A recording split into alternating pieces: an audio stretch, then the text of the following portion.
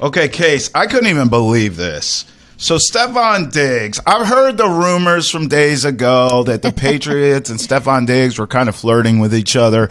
And I thought to myself, that's odd. I don't think that's a good match at all. That's not going to happen. Started out on Snapchat. Yeah. It was like just a quick little hey you up, like one of those type vibes. Then, now I'm hearing they're having dinner. He visits with everyone. They graduated off the social platforms. Yeah, there's a physical involved now. At the time of recording, all these things are happening. Do you think Stefon Diggs at this stage of his career, coming off an injury, helps the Patriots? Like, do they even... There's so many other things they need in my mind. And I know wide receiver is one of them, but is it him at this stage? It just feels like a reach. It feels like desperation to me, Case. I'm not going to call it desperation only because considering the free agency pool, number one, considering, yes, they've got all this money to bring people in, but when everybody's too new to the scene, you're extending what that rebuild is. You're extending that timeline beyond that 3-year mark that we always try to realistically frame around a rebuild. What I will say is that once I heard that somebody was digging around New England, I had to go make my pros and cons list. I love a good list, y'all. Pros, the experience in the AFC, for one. Yeah. That compete in the AFC specifically. He was the 6th most targeted receiver in 2023, playing all 17 games. Yeah. That just tells you accountability, reliability, his adjustments during a game. We've seen that. And regardless of the personality and the attitude, vice versa, we've seen somebody in key moments who can show up. He was highly relied on in every roster that he's been a part of. On the con side, the biggest conversation around him is the confrontational behavior. Could he actually be a leader in this locker room? But even though I've had all of those questions, and the other big question mark, the ACL tear. Medicine has come so far. Yeah. I mean, we saw Tom Brady bounce back from ACL. We saw Adrian Peterson bounce back and have a tremendous season after an ACL tear. So medicine aside as well, you're talking about seeing players in positions. I'll focus on Peterson for a minute, where it's so much more aggressive for a running back because you're coming back. You have a constant low contact around that injury. Fear can play a role into how hard you run after that. So I'm not too concerned with the ACL tear. Then pivoting to what stood out to me the most is the fact that CJ Stroud, a young quarterback, had an opportunity to play with this guy, actually wants him back in the Texans locker room. Has vocalized that a number of times. So I think he's one of those guys where, like, if you can stay on the same page as him, he's in your corner. If he's in your corner, everything's going to fly well. He's got that AFC experience. He is a reliable guy. He adds to the wideout situation of the game plan, and his football IQ does kind of fall in line to what Josh McDaniels is probably going to come to the table with, considering. So I don't hate it. I hate it. And you know why I hate it? Actually, it's in your description of what he is now is where I find the hate. Because you're right. I mean, when everything's going great, I think he's a valuable asset, probably even still now, to be fair. As long as he can come back healthy. All those things you mentioned that he can bring, the veteran presence, leadership, all that kind of stuff, is there. So I get it in theory. And certainly in your wide receiver room, what the hell do you have? So I do get it. Mm-hmm. Where I hate it is I don't believe he's the right guy for it. It's more a personality trait.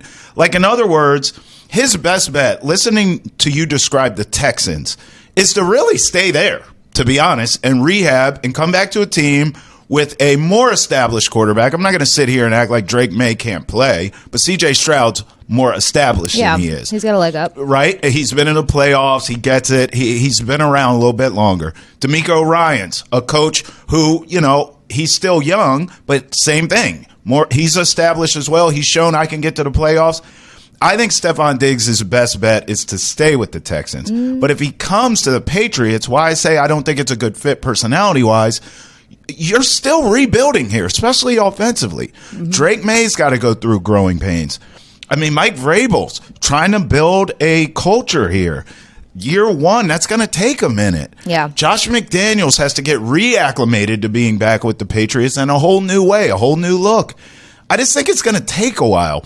By the way, your wide receiver room in Houston although banged up, is way better than the wide receiving room. But he didn't in New love England. that. That's where there was some whispers in the hallways that it was like, I'm a clear wide receiver 1, and now I'm over here trying to make my case with every rep I get. So even though it wasn't spoken on such a loud and confrontational level, it came up a lot. It did. Like leading up to the injury. It did. And by the way, it was loud and confrontational in Buffalo. Yeah. So now I have proof in Buffalo you were a pain in the arse when things started to go left and you weren't winning.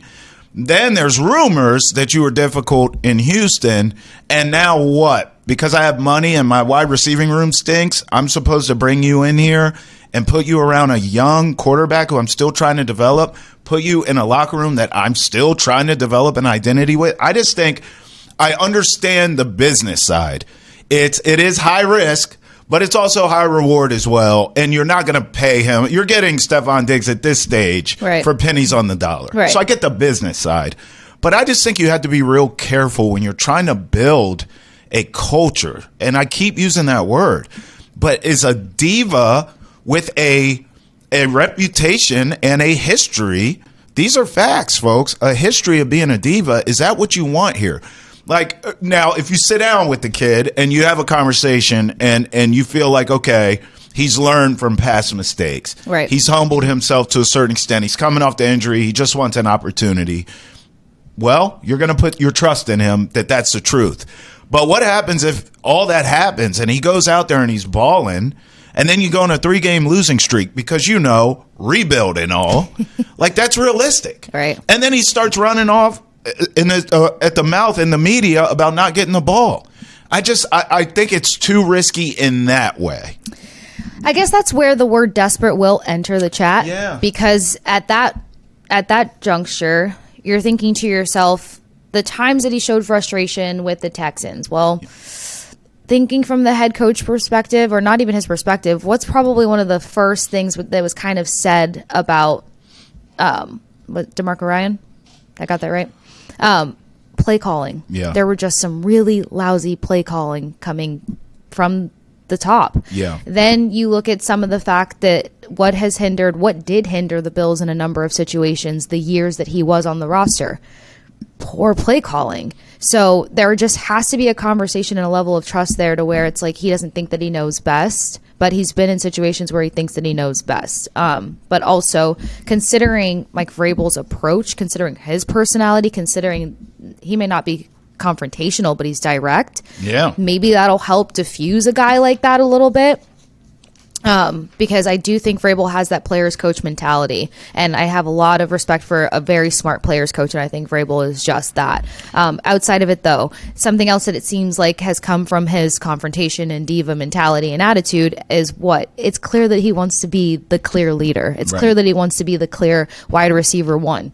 He would be that here. Be that. Yeah. So that point of argument is now, it doesn't have legs. It doesn't have life because you come in, you got a little bit of a name now because we've talked about the fact that this roster doesn't have a name. Yeah. He would run with that. He would. Well, that's what I'm sure he's looking for. And those names you speak of, I mean, think about who they lost out on. DK Metcalf on the trade. That was a trade front that, quite frankly, could have been done. Deebo Samuel, same thing. Although I know a lot of us were kind of cold to that for the same reason. Right. A lot of people felt like, well, Deebo's a diva. Do you really want that around Drake Maye? I would say Deebo, although he's had health issues, is healthier than a Stefon Diggs. He can help you sooner at least. Seemingly, they've lost out on the trade market with Brandon Ayuk and A.J. Brown as well, although rumors are still swirling there. And then we know from free agency, Godwin, Cooper Kupp, T. Higgins never even hit the market. Right. So, look, that's why I say this reeks of desperation. When you start talking names,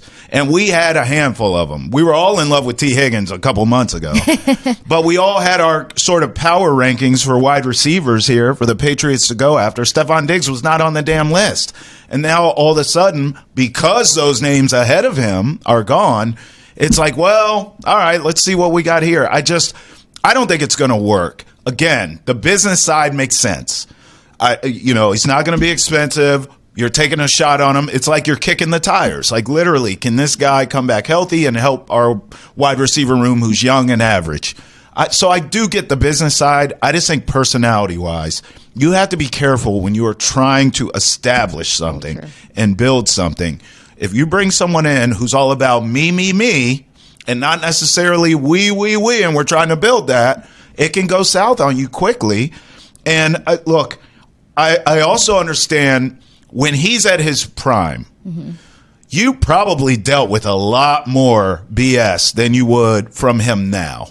So this sort of feels kind of Belichickian to me, because Belichick for years would get these receivers, or any player, any position for that matter, but he would get players who were sort of like disregarded. And he would bring them in, pennies on the dollar, they'd have a chip on their shoulder, want to prove I still have a lot left in the tank. And he could sort of squeeze that juice out of them at the end of their careers. Right. And a lot of times it was personalities and divas and things that you thought, well, that could rattle the cage. But you had Tom Brady here. You had Bill Belichick here. Nothing against Mike Vrabel. To your point, he's got a strong enough personality to deal with that. But I don't know if Drake Maye does yet. And again, he's not in his prime. So a lot of the stuff that Buffalo put up with, and maybe even Houston for 5 minutes before he got hurt, you're not going to deal with that here. So I would need to also, the terms would need to be very like, hey, man, if you start messing up around here, you're out of here. Right. We're getting you out of here. What you can't do just because you have money is overspend for a Stefon Diggs. Yeah. Well, I think that's maybe what makes him flattering is like even though you have the money, you're going to probably offer him more than any other team, considering the injury, as well as him being a 31-year-old wide receiver. But the other contenders in the pot here are Dallas and the Chargers. Right. Chargers are probably a better contending team considering all avenues here, but outside of it, nobody wants to go to the drama that is Dallas, considering his personality. And then Chargers, I mean, it just depends. Their game plan, what Harbaugh's running over there, he's not going to be the clear diva of the roster. No, they run the ball so much in a Harbaugh team. Exactly. So I think here, in terms of kind of reinventing the wheel a little bit, he'll have an opportunity in that. That's a good perspective, because if you're Stefon, let's look at it from Stefon Diggs' angle. We're looking at it from a Patriots angle. Right. If you're him, I would choose the Patriots because that would be the quickest route for me to get paid again, to get another bag. Yep. This move should not be the bag, okay? This is sort of a prove-it deal. You come in, prove I can get healthy, prove I'm not a diva, prove I still have something left in the tank, prove I can work with Drake Maye, Josh McDaniels, Mike Vrabel. I can buy in. Be a leader. Be a leader. Be a veteran leader. Teach these young guys. And then, they have the most cap space in the league. I'm still here. Pay me, baby. So I do see that. Here's the other reason where, even though I think it's desperate and I don't like the move, if you're telling me I'm getting Stefon Diggs and Travis Hunter in this draft, and those are my receivers along with the rest of these guys you already have, okay, now you're cooking with grease, and I'm all right with that. But if Stefon Diggs is it, I'm not. I don't dig it. I can totally get on board with the package deal, because after listening to Trevor Sikkema mention, like, hey, if there's a focus point in bringing Travis Hunter in, throw him back at CB, have particular packages at wide receiver, or like work it in differently. Well, when you have a veteran presence in Diggs, you can really be meticulous with what that wide receiving package is for Travis Hunter, and then have him as a weapon and focus on the defensive side of the ball. So it kind of balances things out, in all honesty.